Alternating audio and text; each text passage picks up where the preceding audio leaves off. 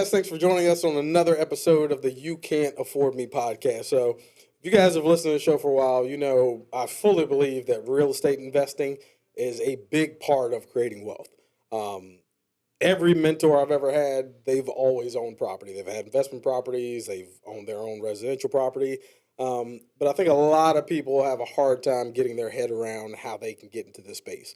That everyday people that don't have $10 million in the bank are getting into this industry every day. So we got the expert for y'all today. All right. We got Martine here in the podcast room with us. How you doing today? I'm doing well. How are you? Fantastic. So give everybody a quick rundown of who you are and what you do. Sure. So I built a multi-million-dollar rental portfolio using other people's capital. And now I show new investors how to do that, even if they feel stuck, even if they feel like they don't know what they're doing. A lot of people think they need to put 20% down. Even if you believe that, I help you get over that barrier so that you can start building that rental portfolio for yourself. Nice. All right. I always like to go to people's origin story. Okay. First off, where'd you grow up at? Where are you from? Richmond. Okay. I'm native. This is my land. I love this town. I'm originally from Lynchburg, but like I don't ever see myself living here. Richmond's just like the perfect size city for me. I think it's big enough for you don't feel like you got some old school country feel to it. But it's not too big where the little guy doesn't have an opportunity. Right. Like anybody who wants to get it here in Richmond, I think you can get it here in Richmond. Right. Go to college, straight into workforce. What was that story? So I'm originally from South Side of Richmond. I grew up, graduated from Huguenot High School. And then I went to James Madison for college. Nice. And I got my degree in finance. And I had worked all throughout high school. I actually started working in middle school. I worked at the Boys and Girls Club. Oh, nice. When I was 13. That was my first job. That was one of my first jobs out of college. Yeah. So I worked there for a little bit, worked my way through high school, worked my way through college.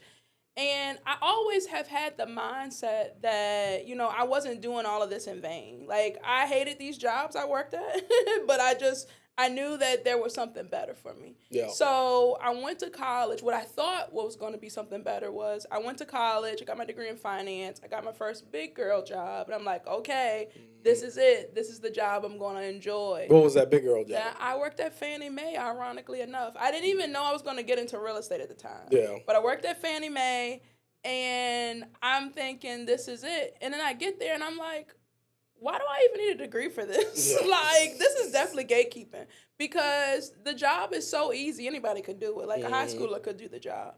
But I think my lack of motivation really showed in my work. Well, not I think, I know. That my lack of motivation showed in my work because I ended up getting fired from that job. And I remember when I first started at that job, my first... You know, this is the most money you've ever made. Yeah. So you're living the lifestyle. I got the nice apartment. This is the D.C. area. It costs more than here. Whoa. I got the nice apartment. We're talking big money up in D.C. Yeah, I got the nice apartment. I got the nice car. And I just remember when I got fired, the first thing I thought about, because I have a daughter now. I didn't have kids at the time. I wasn't married. I'm married now. And so I didn't really have, like, real responsibilities. It's just me.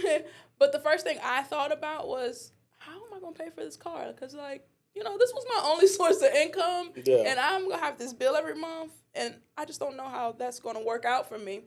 But I had gotten into finance because my senior year of high school, I worked at this insurance company. And the guy was young, doing really, really well in the insurance company. He had a degree in finance. I said, I'm just going to copy him and do that and go back to insurance. But I didn't. Like, I told my advisor about this, and she's like, insurance? Like, go get a real job.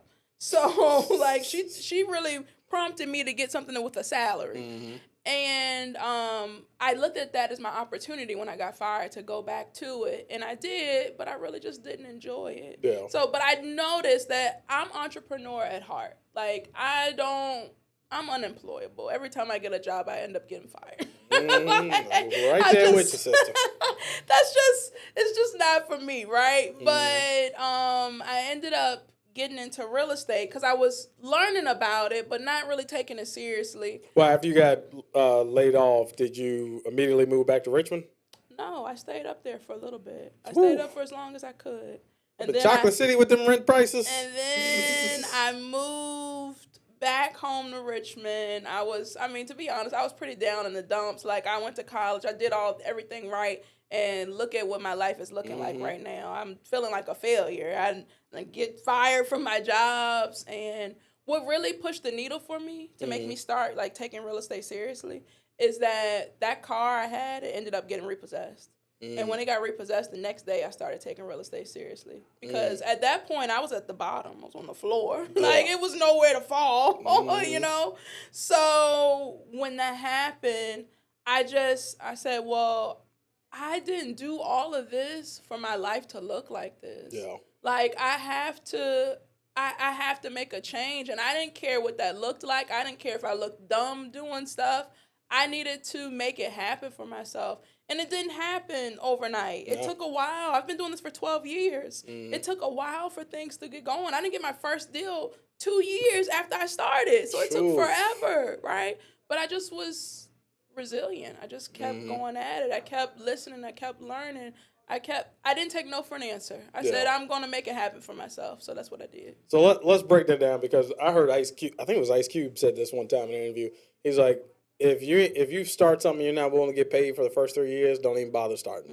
And a lot of people hear that, and I want people to understand what that means, because a lot of people are like, well, how in the world can anybody go 2-3 years without any income? Right. So break down what that looked like. You were trying, and also define, when you say make real estate work, what was it exactly? Was it the investment of real estate? It's like, what were you trying to do in that space? Right. But how did you get by for 2 years without any solid income? So I did have income, just not from real estate. I had to end up getting a job again. Yep. But no, so I've always been in the investment space. So are you familiar with wholesaling? Have you heard of it before? Yeah, so I started with wholesaling. Break it down to our audience who doesn't know. Basically, when I was working my corporate job, someone had given me a book. It was called How to Quit Your Job in 19 Weeks. Very specific. I think I read that book. And it talked about wholesaling, right? And I had never heard of this concept before. So I'm reading the book. I'm like, wow, this sounds great. It's telling you exactly what to do. And I'm thinking like, wow, that's great. But just, that's great. Like, no action, right? Yeah. And when that car got repossessed, the action started to take place. I was like, well, he already told me what to do. Now I need to make that happen for myself. But for the 2 years that I didn't get anything, like, I was staying with my aunt. So yeah, she wanted me to pay her something to pay some bills and things like that. But I didn't really have to have a lot of money. It's just that I considered myself, if I couldn't provide or bring any money in, that I was being like less than, like I was being a bum. Like, I don't got time for that. So I ended up getting a job. I remember my best friend and I, we were both going through this around the same time. She had just gotten her master's degree. I was trying to make real estate work, and I wasn't making any money.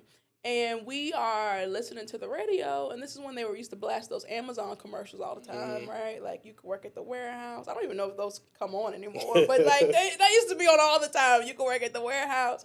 And I was like, you know, we kind of down bad. Like, we need to go get us a job.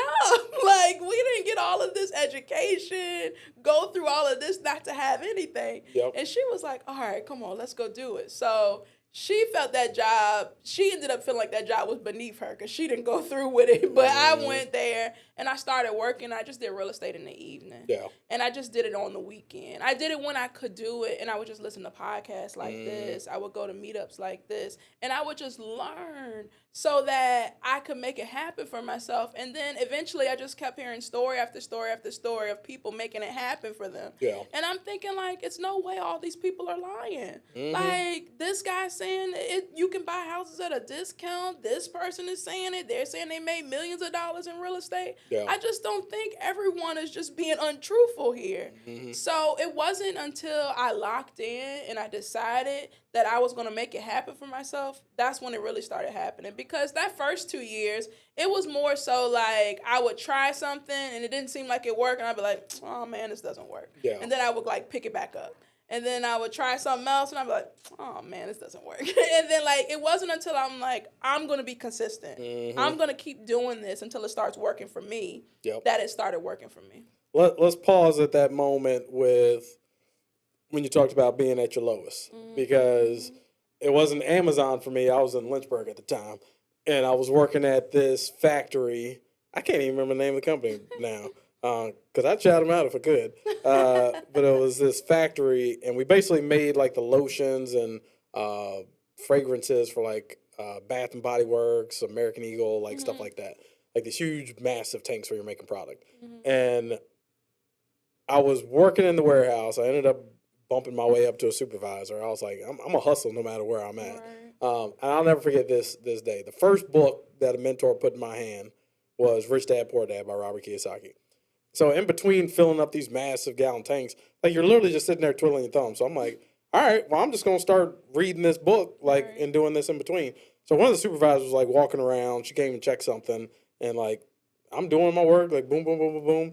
And she comes over, she sees me reading that book. She's like, hey, what are you reading? And I flip the cover over. It says Rich Dad, Poor Dad. And she gives me this little smirk like, okay. And then she walks off. I'm like, she think I'm going to be here for the rest of my life. Like, no.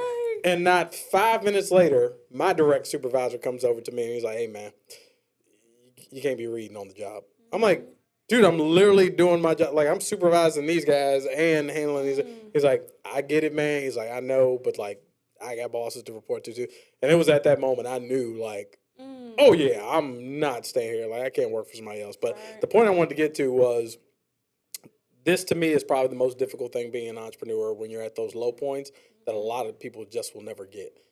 In your mind, you already saw yourself 10 years down the road. And it's like, I know I'm meant for better than this. I know I put in the work. I know I'm smart enough. I know I'm talented enough. But here's my situation right now. I'm still eating peanut butter and jelly sandwiches and splitting up Little Caesars pizza to last me a whole day so I can have a meal.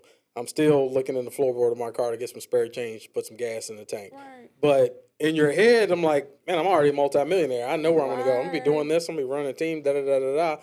And I think for the entrepreneurs, the true entrepreneurs, once you have that vision in your head, whatever you're going through in that time, that's not even relevant because we know we're not going to be here forever. Tell me about it. I actually had a very similar moment that you're talking about. Like, I remember I'm walking because my car got repossessed, right? I'm walking to the store. I'm talking to somebody on the phone. I'm telling them about how my real estate portfolio is going to look. And they're like, girl, you're crazy. Like, you don't have anything. I'm like, oh, okay, I'll show you. I'll show you. And then, like, I started working because, like, I was at Amazon for a little bit. And I just got to a point where I'm like, why do I work here? Like, I have a degree in finance. Why am I out here picking? It wasn't like I was at a higher up level. I was in the warehouse at Amazon. And I got to a point where I just got sick and tired. So I ended up getting a job with my degree. I became a financial analyst at a private equity firm. And that sounds great. But I remember I had a lot of downtime. And I would be working on my real estate business. I would never ask, like, for more stuff to do. Like, I would do what you told me to do. Just let me get my paycheck. Don't take any more of my time. And I would start working on my real estate stuff. And then, like, I remember my boss, she was like, you can't do that real estate stuff here. Like, you can't be working on that while you're here. And I remember I left. And this is how I knew I was so passionate about it, because I just wanted to build something for myself. Like, I called my brother, and I was, like, just oozing with passion. I was like very emotional. Like, how can she tell me I can't change my life to make it better? What type of job is this? Like, that's what I hear when you say that, oh, you can't be reading that. Yeah, they want you to stay an employee. They don't want you to outthink your way out of this job. So, like, I just knew at that moment that I needed to make it happen for myself. I was just so, every time I've ever been faced with a hurdle with this, and like someone says, oh, you should quit, oh, you should stop doing that, the passion I have to like talk about that is like, no, I'm gonna make this happen. This is gonna change the trajectory of my family's life. I didn't have a husband and a child when I first started this, but now our life looks a lot better than it would have looked if I would not have done this. Absolutely. So how did you started getting the knowledge in terms of investing in real estate? First off, I want you to explain to anybody overall why real estate investing is such a good play. Because I don't believe that every mentor I've had, they've had multiple streams of income. It's never just one. And also, it took me a long time to understand this. You can have multiple streams of income within the same business. Like here, we have a wedding division, we have a podcast division, we have video production, we have social media management. So you can stretch even within an organization. But why is real estate something that everybody should be considering? I think everybody should consider it because, one, we all need a place to live. Like that's, I mean, let's just look at that that's not gonna from surface. change. Everybody needs a place to live. We aren't really like, oh, let's go camp out in a tent. Yeah. Like, you know, let's go live outside. No. We don't really do that. I don't even go glamping. I may glamp once every 5 years, but you ain't gonna catch me out in the tent and bears and stuff running around. Yeah, and I know me, I'm not even interested in that. Yeah. Like, give me a house. So we going away in a cabin? Yeah. So that's the first thing. So the demand's going to be there. So that's the first thing. And then also, real estate tends to appreciate in value. So, like, even if, because, like, I've tried to dabble in the stock market. That's really my husband's thing, not my thing. I'm a little too slow for the stock market, I've noticed. But if I'm slow in real estate, it's okay because usually the house appreciates. I actually get paid for being a little bit slower. So just like on a very basic level, just knowing that you're putting your money into something that is going to allow it to grow, appreciate. This is a hedge against the dollar for real, because the dollar's value is diminishing. So you need to put it in something. This is not a political statement, but I think since Trump has been in office this term, the American dollar has gone down 11%. Oh man. Yeah. Yeah. And it's still going. So just hoarding away the cash isn't the answer. Yeah, no. So just having it in something that appreciates, right? And then, like, if you want to do this and you're thinking to yourself, well, man, I don't have 20% down to buy real estate anyway. How am I going to do that? That's when it comes to knowing how to structure deals, knowing what a good deal looks like so that you can use other people's money, give them a great return on their money, and you can build your portfolio, because that's exactly how I did it. All right, now let's pause right here. Explain this to us like we are 6-year-olds. Okay. All right? Give me like and there may be more steps, but let's try to get in like step 1 through 5. Right. How does someone wholesale deals without using their own money? Okay, so I started with wholesaling and I pivoted to rentals, just to let you know. So, and I think you asked me, like, what is wholesaling so people would know, and I don't know if I really explained that I think about it. But wholesaling is you get a property under contract, and then you take that contract, and let's say, Sam, you want to buy this house. I will say, get this house under contract for $50K, and I'll sell it to you for $60K, and I make the spread in between. It's the middleman. You get the 10%, the $10,000 in between, or however much we decide that is going to be. I switched over to rental properties because it makes more sense to hold the asset. Now, I'm not going to knock wholesalers. If that's what you want to do, that's fine. Wholesale to me, please. But you really are missing out on other ways to get paid from the property. When you keep the property, you know how to structure the deals. That allows the asset to continue to pay you for as long as you own the asset. Yeah. If I wholesale, only make money one time. I have to go find another deal. Yep. What really opened my mind to this is because I've always wanted to have time freedom and financial freedom, which I've been able to get now. And owning and keeping the assets is what got that for me, not wholesaling the assets. I had to keep working. Like, when the money was gone, it's like, oh, man, I got to go wholesale another house. Yep. But when you know how to structure the deals, then you're able to continuously get paid every month. You allow the asset to appreciate, so it's making you more wealthy. And your tenant's paying off your debt, so like that's making you more wealthy too. And then just the tax advantages, right? So like it's just so many different ways. But just on a basic level, what it looks like for owning rental properties and using someone else's capital to do so. But on the basic level, you're going to get a house at a discount. So typically, it's not necessarily something that's going to be on the market. Yeah. So you're not going to get like, oh, my neighbor just listed their house. Yeah. It's at market price. That's not what you're really looking for, right? You want to get a property that you can get at a discount, right? Because what you want to do is when you get the capital from somebody else, you're going to put that capital on an asset that's worth more than the actual money, right? That's why banks want you to put 20% down. Yeah. Because if they funded 100%, they're in a way riskier position if you don't pay. Oh, yeah. That's why they add mortgage insurance and all that stuff, because They want to make sure if you don't pay, I'm covered. Mm-hmm. And that's why the biggest buildings are banks. Yep. Because they make sure they're 1000%. covered. They're in a safe position. So you do the same when you use somebody's capital. So you use someone's money. You'll put it on the property that you bought. The house is worth more than that. You will, a lot of the times these houses need work. Not all the time, but a lot of the times they do.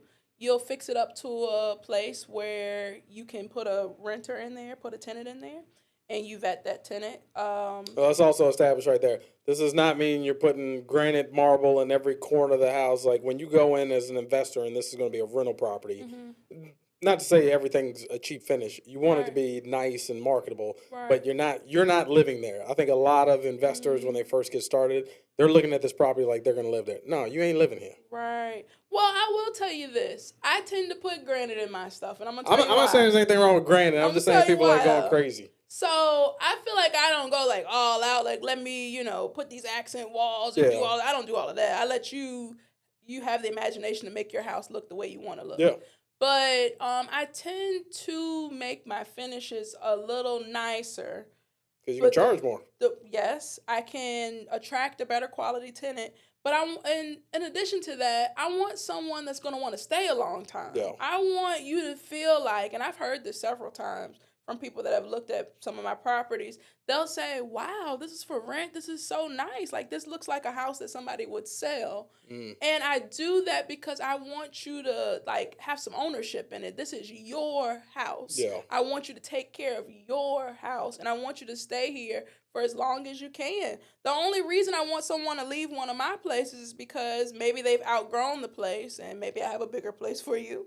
Or you're going to go buy a house. Yeah. Because turnover costs too much. I want to keep you in this property as long as possible. So, but back to the overall big picture view here, we get a tenant to come in there, and it's 3 things that I look for in a tenant.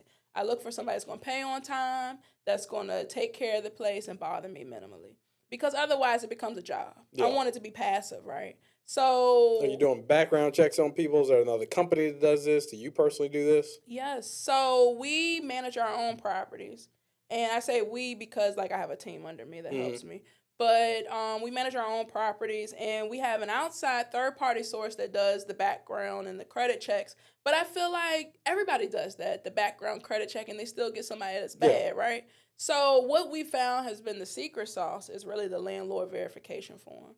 And basically, this is me seeing your past behaviors. So if you cursed out your landlord because they wanted to come do an inspection, you probably gonna curse me out too. Maybe I don't want to deal with that.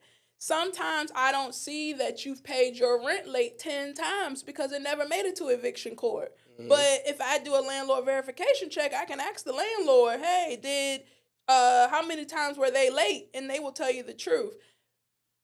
And one thing I want to mention, that's I don't know if it's necessarily a secret sauce, but the people that they're living with currently, they may tell you anything, right? Because if they suck, they want to get rid of them. They might sound like they're great, but the person before that, they have nothing to lose. They're gonna tell you the truth. Very good point. They're gonna say, "Oh my God, they paid late all the time. I couldn't do inspections. They tore up the place." And I'm like, "Oh." That's a really good way of looking at it, because even from a romantic relationship, if you talk to a girl's last ex versus the ex before the last ex, you're probably getting a more real answer from the one before. Right. They got nothing to lose. Yeah. So we use that to get people into the properties, and then to get investors their capital back, we put mortgages on the properties, and that allows them to get their capital plus interest. So that's what it is in a nutshell. You can ask me to break it down further if you need to. Yeah. Why? Here's the part for me, and this is what I love about entrepreneurship, real estate altogether, is that you get to decide the type of business owner that you want to be. So when I hear that you and your team are managing the properties, that is the last thing I ever want to do. Because I've heard some dumb stories of people calling at 2 a.m., hey, the front porch light isn't working. Right. Did you put a new bulb in it? Right. Did you spend the 50 cents to see if it's the bulb or if it's the electric? Right. Oh, yeah, you're right. Da-da-da-da. I was like, I don't ever want to have to deal with any of that stuff. So I will happily pay another company 10% to go do X, Y, and Z. Why did you choose to go the route of managing the properties yourself versus outsourcing that? Well, I like to manage it myself because a lot of people think that if I outsource it, that's my answer, right? Like that I'm good, I'm not going to have to worry about it. And a lot of the times people find that they are still just as involved as they would have been Mm. if they hadn't gotten a property manager because they didn't vet the property manager. Yeah. One reason I manage my own things is because we have a system set up where tenants don't really bother us. Mm. We set expectations. So Yep. if your bulb is out, you go change it. Don't call me. Mm-hmm. And then we also have like a property management system. So it's like it's removed from me. So it's not like a tenant could just call me on my phone. Yeah. Like that would be a nuisance, just to be honest. Mm-hmm. We have numbers you can call that aren't mine. Yep. But we have a lot of expectations that we like give the tenant when they first move in and stuff like that. And it really does crack down on people bothering us a lot. Mm-hmm. Right? So like they have a sense of pride, a sense of ownership. They want to care for the place as if it were theirs. Mm. What do you think about? So I have a friend of mine. I'm not gonna put all his business out there, but this is a good example. He has several rental properties, and actually, I'm not gonna say the next part because that might give away who he is. I will say this: he's had tenants before that were just such great tenants. Like they stayed in the house for 5 years. Never heard a peep from them. Like they never destroyed the property. Always took care of things. After 5 years, he wouldn't raise the rent on them. They're paying the exact same rent they were the day they signed a lease with them. And I'm judging by your facial expressions that you probably wouldn't do the same thing. But I get his understanding of like, look, man, I got a favorable person who's taking care of my property. They're paying on time. They ain't messing anything up. I'd rather just keep them there at the same price versus slowly upping the price point and then potentially having them leave me. And I got to go through the whole process again. So talk to us about that balance of, wanting to keep great people there, but I operate different than him. I'm like, this is how it says in the book. This is how we're going to do it. I don't care how great you are. This is how it runs. Right. Well, I'll say starting off, when someone moves in, we're probably going to be at market rate rent anyway, right? Yeah. And every time it's time to renew, we'll double check, see what it's looking like. But I think that we offer really good service because, like, for instance, when I finish a rental property, my goal is that it's maintenance free for the first 5 years. So, like, if I see that the water heater is about to go, like it's maybe a year or two left, I'm going to go ahead and change it right now, right? Yeah. And then, like, anything that we want to keep people happy, so we try to, keep the properties up. Mm-hmm. So, I think for that service, that comes with the fee, right? So usually, like when we're doing rental increases, we'll probably just do like $25 a month, like for the first year or whatever. But we're always checking the market rents to make sure that we're staying within market. Yeah. Right. I've had properties because I'm okay with buying properties with people in it. Mm-hmm. So I've had a property where that would be my preference, is that somebody's already living there. You don't have to do anything to the house and you got a tenant already there. But a lot of people, they sell those ones because the tenant isn't paying on time, right? Like the tenant's getting on their nerves or they're not profiting enough. Like they sell it because of a problem. Yeah. Unless that's like your business. You sell turnkey rentals. If you do that, you're charging a premium for that, right?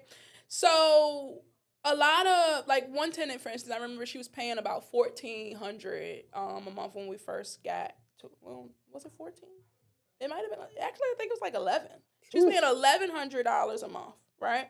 But she had a lot of maintenance concerns that she didn't really say anything because she felt that they was cutting her a break. So she just kind of dealt with it, right? So when we first bought the property, we did up the rent, but we fixed so many things. Like we gave her a new kitchen because half her cabinets were burnt down. And she was just in there, right? Just dealing with it. Like her toilet was running all the time. She was just dealing with it, right?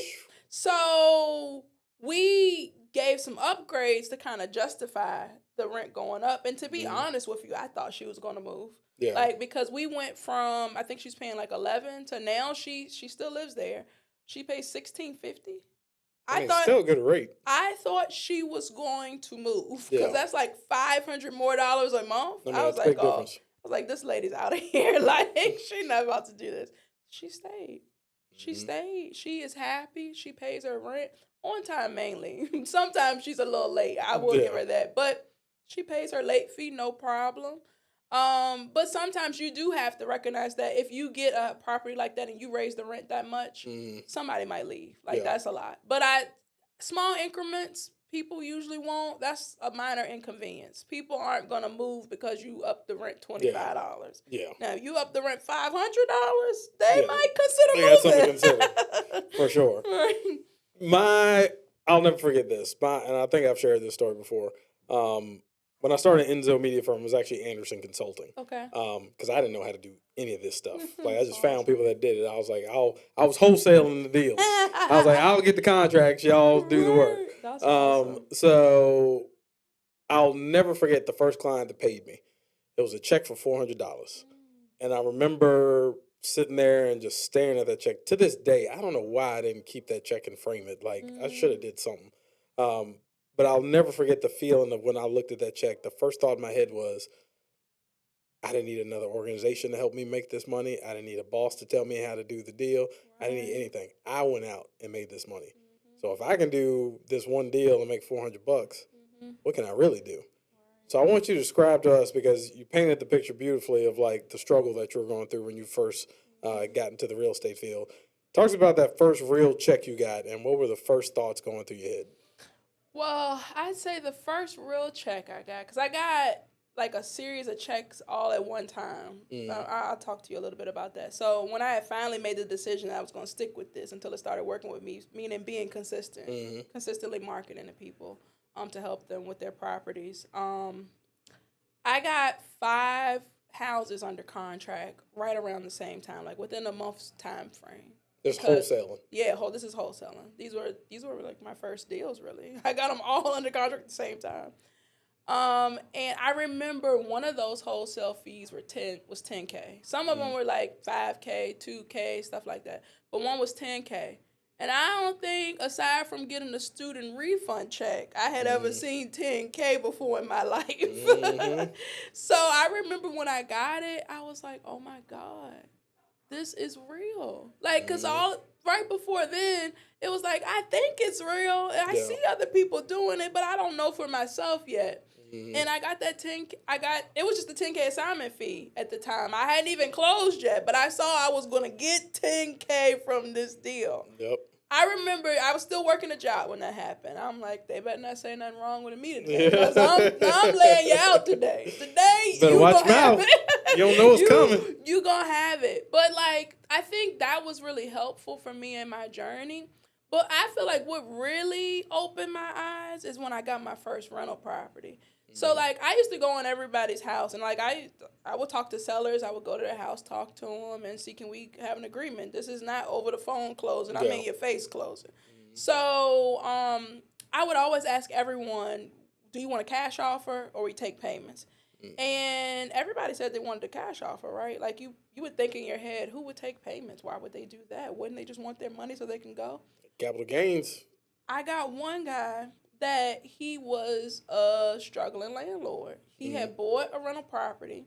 And I think a lot of people think that rentals are easy. Like, oh, I'll just buy a property and put a person in and it'll be great. I'll make passive income. If you don't do it right. Sewer, there's so many different things that can go wrong. If you don't have systems in place, like, I think a lot of people struggle around the tenant piece of it. Because they think, oh, it's so easy. Like, oh, I'll just get somebody up in here and it'll be great. And then this person is, like, bothering you all the time. They're never paying. You're like, this isn't passive at all. This is a headache.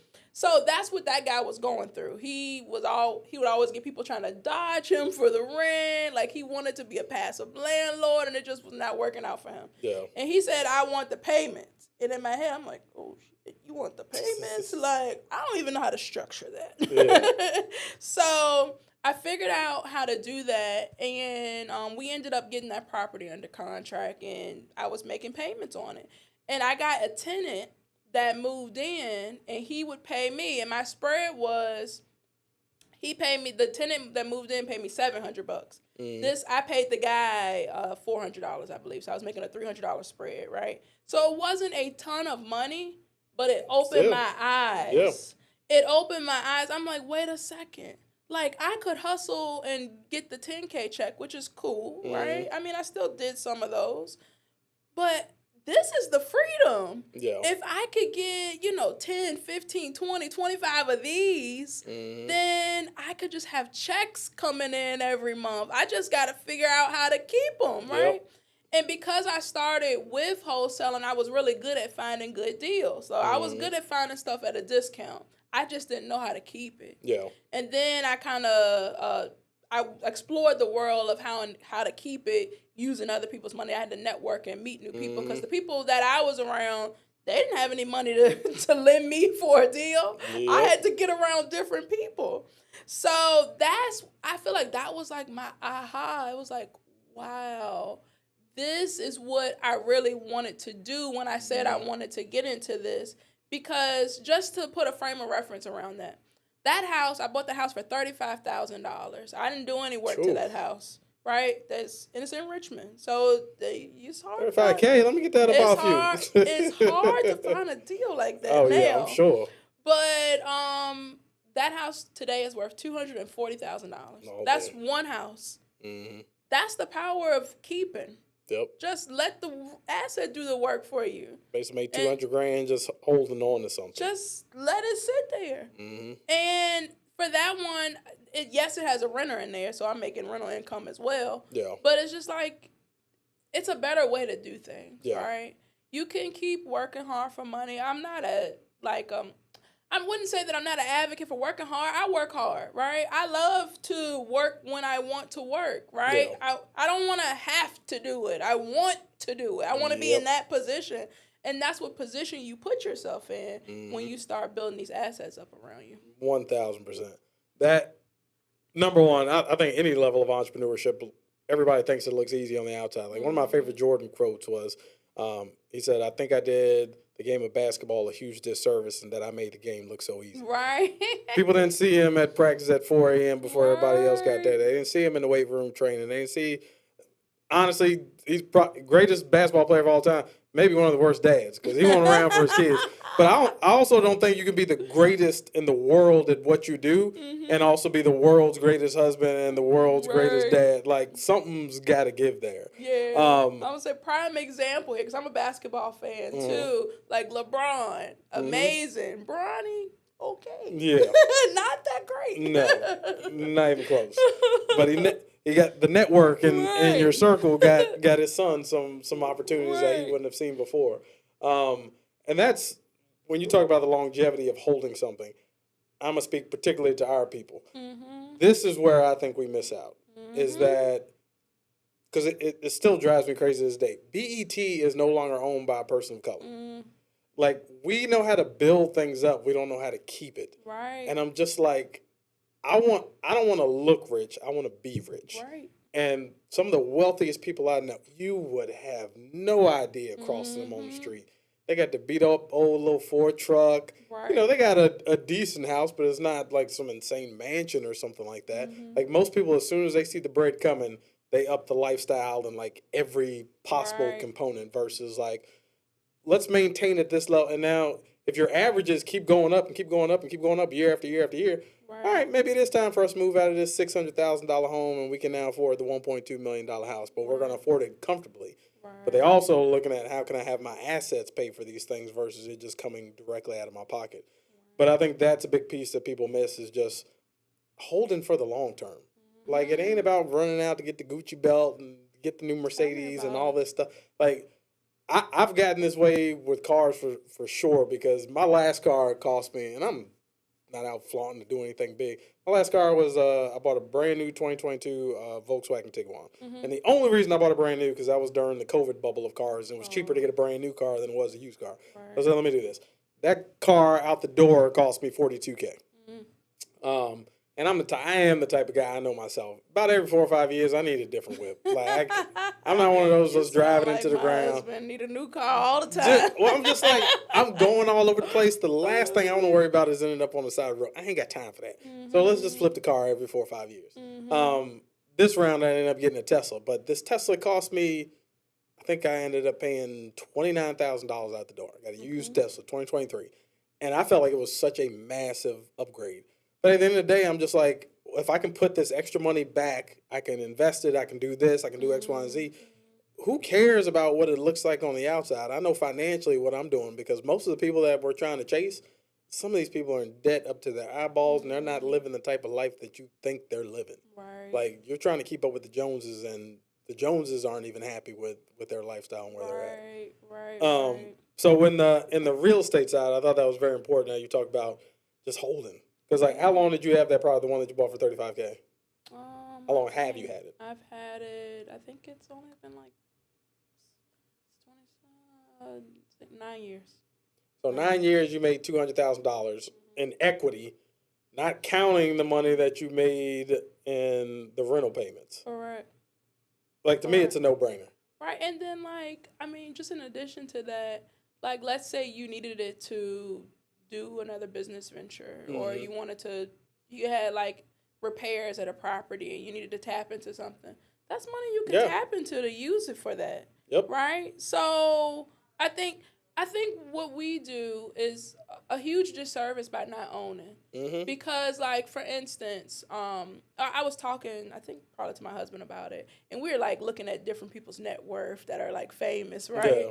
And we're like, oh, my God, how is she only worth that? She's done so much, and it's because she didn't own anything. You don't own your masters. You look at somebody like Master P, for instance. You may love his music, you may hate it. Who cares? His net worth is $200 million because he owned everything. Owned cereal, owned chips, owned his masters, owned the merch at his store, owned everything. Right. And like, look at Oprah. How did she get to where she is? She owns Tyler Perry. It's just you have to own. You have to have some ownership in things. Yep. And yeah, that comes with a bigger risk, but that also comes with a bigger reward. Oh yeah, 1,000%.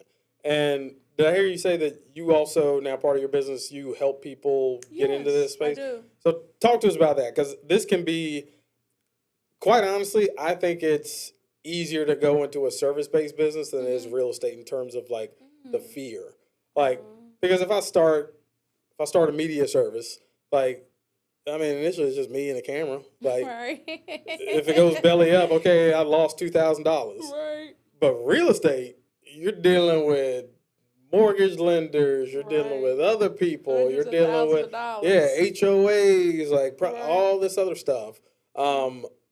So walk us through like say someone's like, I know this is a viable option and something I should really consider. How do you make someone, and it's not your job to make them feel comfortable, either they're going to do it or not. They see the value in it or they don't. How do you get people comfortable at that level to be able to stomach this game? Yeah, so I think that's a great question. So I have a student. I'm actually going live with him in my group on Thursday. I don't know when this comes out, but his name is James. And James, he works in middle management. He has a background of being in the military. He's married. He recently had two twins. Well, that's what twins are, 2 kids. A boy and a girl. And he bought his first rental property the same year those twins were born. And I remember when I first started talking to James about this, and I'm like, well, what's got you interested in doing rental properties? And he was like, well, he went to UVA. He's so smart guy. He's like, it's all these people around me, and they're, like, buying rental properties, and I'm thinking, like, do they all just come from wealthy families? How are they buying all of this? Like, this is something I would be interested in doing, but how in the world would I even do that? And so I started inviting him to my free trainings. I used to do these case studies, and I mean, I kind of do them sometimes now, but I used to do these case studies to show you what was possible, and these were deals I had actually done. And I would show you how we structured the money, how we got the deal, like just all the pieces of the puzzle. And he would watch it, and he was like, wow, that's amazing. And like James knew me for a long time, so he knew I wasn't BSing. Yeah. He knew I was telling the truth about what I was doing. And I remember one time we spoke, and he was like, I really want to do this, but to be honest with you, I don't know what to do. He's a perfectionist. He wants everything to be perfect before he even takes the first step. He had a fear that he would lose a lot of money. Like, what if this happens? Doomsday scenarios, right? And I think one thing that he really learned by being in the fam, that's my coaching community, is that how to leverage other people's knowledge. You don't have to know everything, right? there are a lot of people that have done this journey before you. I'm a big advocate of mentorship and coaching, and that's why I do it now. Mm-hmm. But like, I became successful because I followed someone that already did it, Mm-hmm. right? And like, I'm really like, it's either black or white. So like, for instance, people would try to give me advice and they didn't do it. I'm like, I'm not listening to you. I'm not listening to you. You're not. My favorite thing, somebody who's been divorced 5 times giving a girl marriage advice. Like, no. So I remember, I really emphasize instruction. You do not need to know everything. It's a lot of people that are green. You learn so much by doing. That's one thing I really just love about entrepreneurship is that you learn so much by doing, and you actually get paid while you're learning. Yep. Like, this is amazing. Like, we should have talked about this in high school. Yep. But so he trusted that I knew what I was doing. Like, he saw me do it. He saw when I was in college, a broke college student, and now to have what we have now.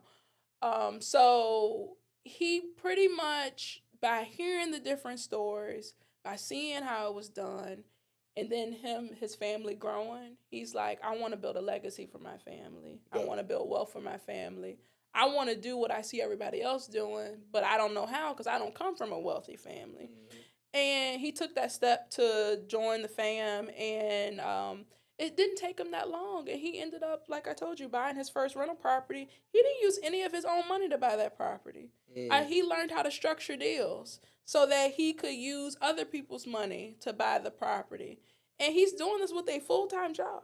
Like, he has 2 babies at home. They're like 5 or 6 months, something like that. Here's a big piece that I think people don't get, and it took me a minute to get my head around it. Is, let's say I need $150,000 for a property. Why would someone give me $150,000 when they can just go out and do it themselves?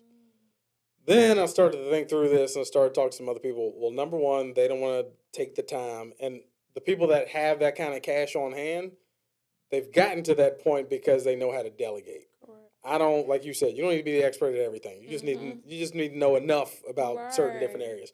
So I was like, why would somebody give me their money when they can just go out and do themselves? Well, they don't want to bother with it. The same reason why I pay a guy to cut my grass. I can go out there and cut my grass. I don't feel like doing it. I'd rather spend my time doing something else. And once that switch connected, we're like, okay, because I ended up doing, at one point, we were, here at Enzo, we were closing our biggest client, like ever, like monthly client. Like, this was life-changing money that was coming our way. But in order for me to get this deal finalized, there was some new gear I had to, and it was just like a 2-week window where I was like, I just need some extra cash for this 2 weeks. So I put something up on Facebook. I was like, anybody willing to invest $10K with me right now, I will flip it and pay you $1,200 within the next 14 days. And I couldn't believe how many people hit me up like, yo, you gonna flip, you gonna make me enough to get? Boom, like, who do I write the check to? I'm like, for real? People, yeah, you sit back, literally do nothing except write a check, and then you make money off your money. Like, that's where people got to get. How often have you heard people say they want their money to make money? Like, people want to get to that level, right? So why wouldn't they do it against something that's worth more than the money, right? So I think you bring up a good point. People want their money to work, and then, like, on a second thing, a lot of the the funds that we're using, they're in retirement accounts. So people want to grow their retirement account in a fast way, and maybe they don't know everything about real estate, but maybe they trust you and they know that you do. So they will make it so that they can get a good return on their money while you're building your portfolio. Love it. What's the goal for you? What does life look like? What does your business look like in the next 5 years? That's a great question.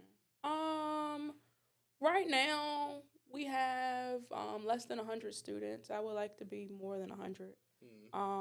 In the thousands by 5 years. I feel like, and I wouldn't say that this is like Jesus or anything like that, but it's like if you're a spiritual person and you first heard about the good news of Jesus, right? It's like you couldn't keep it to yourself. You had to share it. You want to, that's kind of how I feel about real estate. It's like, this changed my life. This changed my family's life. My daughter is 3 years old. When I was 3 years old, my life didn't look like hers.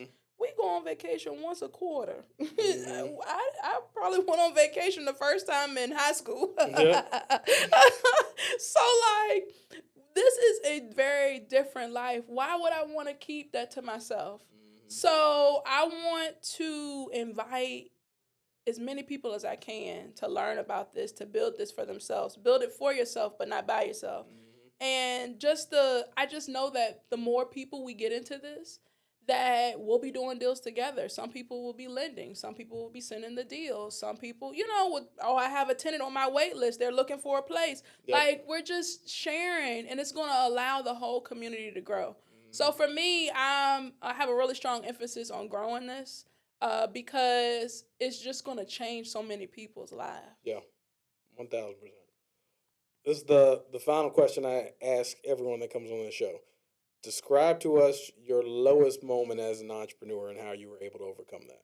That's a great question. It probably was within that slump. That slump before I decided I was going to go get a job. I remember like feeling like I was doing all the things, like just kind of running in circles, really, and nothing was happening. Yep. Like, I wasn't making any money from doing stuff, but I felt like I was working all the time, and I'm like, what's going on? Why is nothing happening? I even considered working for other real estate people so that I could, like, learn and make some money. I think what it kind of boils down to, especially when you're going through the rough periods, is how bad do you want it? If you give up, how is your life going to look 2 years from now, 5 years from now, 10 years from now? Because, like, right now, I've been doing this for 12 years. The 2 years that was rough is kind of, like, insignificant now, right? Because it's like, oh, well, I made it through. I did the things. So I would say, how bad do you want it, and adjust your life to get it? If, like, I had to go get a job a couple of times because I needed some money, go do it. People gotta be willing to be humble. That's not a bad look. Like, having a job is not the worst thing in the world. Majority of people are gonna have a job, and I always tell people I don't want to portray with what we do with the show or anything else with my content that I'm looking down on anyone who's not an entrepreneur. Dude, if that ain't you, honestly, I wish I was an entrepreneur. I wish I didn't have this drive in my gut like that, because it is much easier to go work for a bigger company, clock out at 5 o'clock, and take no problems home, versus doing what we do where this is 24/7. It's just always on your mind. There's nothing wrong with starting a business and having to go back. I Ubered for the longest time when I was building my businesses. But at the end of the day, like, when you're breaking it down, looking at those numbers, 5 years from now, what is 5 years? Like, think back 5 years in your life. It seemed like it was just yesterday. I remember, so just to give you just a little short story, the house that I live in now, we got a really good deal on a house on water. It was burnt down when we first bought it. But I'd fixed up burnt down houses before, so it was not that big of a deal.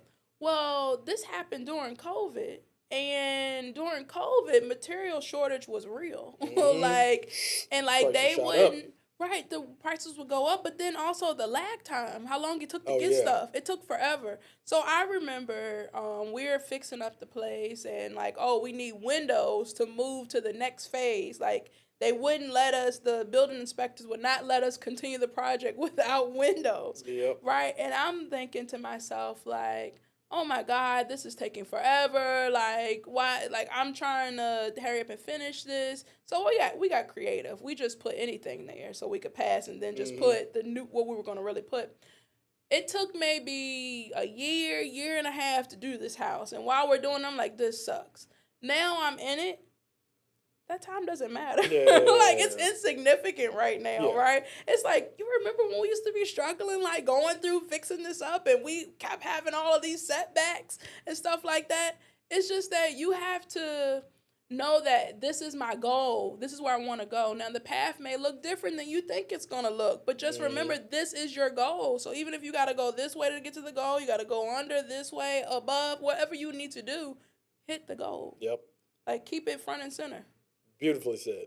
I can't say anything better myself. This has been an awesome conversation. If people want to get more information, they want to learn from you, they want to get involved in your program, where can they go to find you? Okay, so if you want to learn, you want to go to free training, some different resources, connect with people, I have a free Facebook group. It's called The Freedom Inc. We ask you to answer 4 questions. Just say you came from Sam's podcast, and we'll let you in there.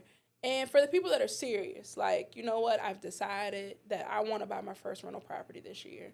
I don't really know how I'm going to do that, but I know that I'm willing to do whatever it takes to get there. I want to invite you to apply for a strategy session. So the strategy sessions, basically, we map out what that looks like for you so that you can own your first rental this year. And if you want to apply for a strategy session, if you go to strategy.thefreedominc.com, that's INC.com, then you can apply, and we'll hit you up from there. Beautiful. Love it. Love it. And your Instagram, people want to follow you, your Facebook? Sure. On Facebook, I'm Martine Richardson. Instagram, The Queen Teen.